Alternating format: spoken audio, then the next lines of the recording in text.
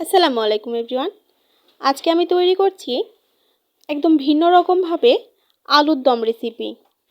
আলুর দম তো আমরা সচরাচর রান্না করে খাই, তবে আজকের রান্নাটা একটু ডিফারেন্টভাবে আমি করেছি। প্রথমে এখানে আমি আলু সেদ্ধ করে ছিলিয়ে নিয়েছি। এরপরে কড়াইয়ে পরিমাণ মতো তেল দিয়েছি, দিয়ে তার মধ্যে আলুগুলো ছেড়ে দিলাম।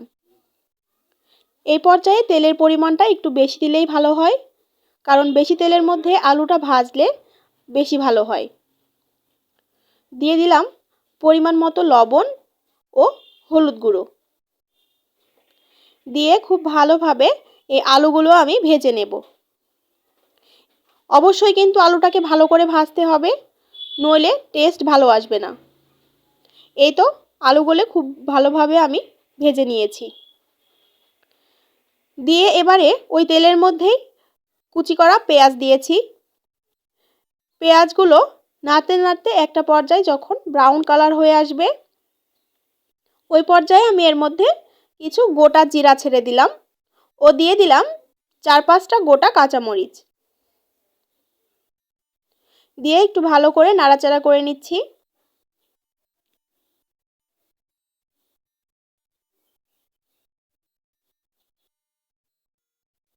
এবারে দিয়ে দিলাম এর মধ্যে পরিমাণ মতো পানি। এখানে অল্প পরিমাণে পানি দিতে হবে। এই পানিটার মধ্যে আমি সব মশলাগুলো দিয়ে দেব। প্রথমে দিয়ে দিলাম পরিমাণ মতো হলুদ গুঁড়ো, তারপরে দিয়ে দিলাম পরিমাণ মতো মরিচ গুঁড়ো। ঝাল যে যেমন খেতে পছন্দ করেন সে অনুযায়ী দিলেই হবে। তারপরে দিয়ে দিলাম আদা, রসুন ও জিরা বাটা।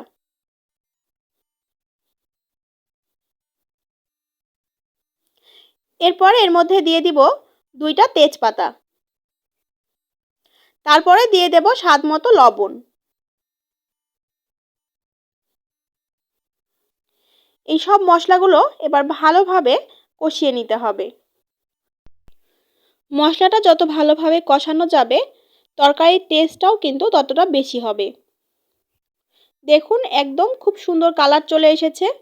এই পর্যায়ে আমি এর মধ্যে ভেজে রাখা আলুগুলো দিয়ে দিলাম। আলুগুলো দিয়ে আমি আরও একটু মশলার সাথে আলুগুলো নাড়াচাড়া করে কষিয়ে নিয়েছি। নিয়ে এবারে দিয়ে দিলাম অল্প পরিমাণে পানি।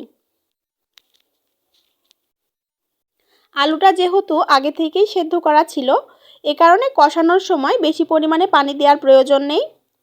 অল্প পরিমাণে পানি দিয়ে চুলোর জাল লোতে রেখে এই আলুটাকে কষিয়ে নিতে হবে, যাতে করে আলুর ভেতরেও খুব সুন্দরভাবে মশলাগুলো প্রবেশ করে।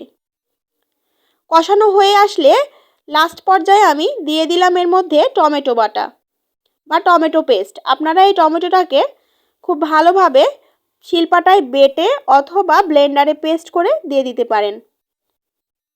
এরপরে দিয়ে দিলাম গরম মশলা বাটা। আমি কিন্তু মশলাটা আগেই ভালোভাবে কষিয়ে নিয়েছি। তারপর কষানোর শেষ পর্যায়ে টমেটো ও গরম মশলা বাটা দিয়ে দিয়েছি। এবারে আরও একটু কষিয়ে নিয়েছি, নিয়ে পরিমাণ মতো পানি দিয়ে দিলাম।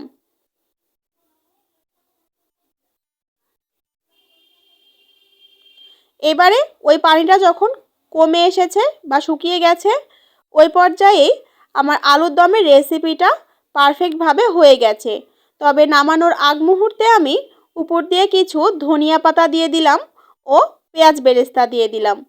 এটা অপশনাল, আপনারা চাইলে এটা স্কিপ করতে পারেন, তবে এটা দিলে তরকারির টেস্টটা একটু ভালো আসে। সো ফ্রেন্ডস, দেখুন কতটা সুন্দর একটা লুক এসেছে আলুর দমের। আর এটা যে খেতে কতটা মজার, আপনারা একবার না খেলে বিশ্বাস করতে পারবেন না। আশা করছি ভিডিওটি আপনাদের কাছে ভালো লেগেছে।